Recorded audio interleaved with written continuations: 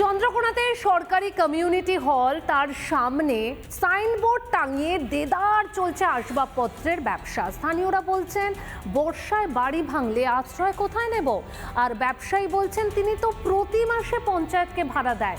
আর এই যে গোটা বিষয়টা, তাতে কাটমানির গন্ধ পাচ্ছে বিজেপি।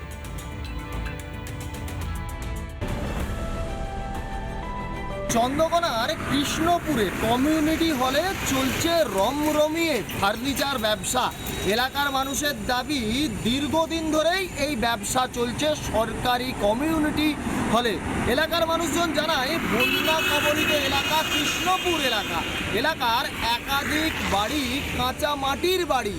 যে কোনো মুহূর্তে যদি বন্যা আসে তাহলে তারা আশ্রয় নেবে কোথায়, সেই প্রশ্ন করছে এলাকার সাধারণ মানুষ। এলাকার মানুষজনের দাবি যে তৃণমূলের মদতেই এই রমরমিয়ে ব্যবসা চলছে।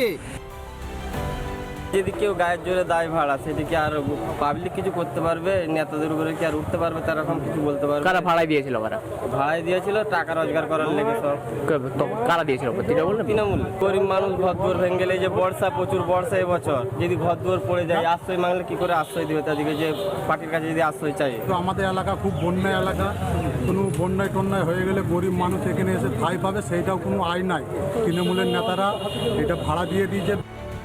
কৃষ্ণপুরের অঞ্চল থেকে নাকি এই যে কমিউনিটি হল তাকে ভাড়ায় দেওয়া হয়েছে ব্যবসার জন্য। তবে তৃণমূল নেতারা ক্যামেরার সামনে কোনো কিছু সেভাবে বলতে চায়নি, তারা দায় এড়িয়েছে। ভাড়া নিয়েছি এবং তার আমরা এও দিচ্ছি, বিলও দিচ্ছি, আমি মোবাইলে দেখাচ্ছি। ভাড়া বলতে অফিসেই দিয়েছি আমরা, পঞ্চায়েতে। 5টা কামরা দেওয়ার কথা ছিল, কিন্তু এখন 4টা বলছে। ওতে 3000 টাকা করে দিয়েছি। এবারে নিয়েছি মোটামুটি 5-6 মাস হয়েছে। এমনি সেলামি কিছু দিতে হয়েছিল নাকি? সেলামি দিয়েছি। কত টাকা দিতে হয়েছে? 50,000 টাকা। আপনারা কমিউনিটি হলকে ভাড়াই দিয়েছেন, এটা কি দেওয়া যায়? এটা সরকারি সিস্টেম মেনে সরকারি যারা আধিকারিক তারা দিয়েছে ঊর্ধ্বতন কর্তৃপক্ষের নির্দেশে। সেটা সরকারি যে আধিকারিক আছে আমাদের সেক্রেটারি সাহেব, তাদের কাছে।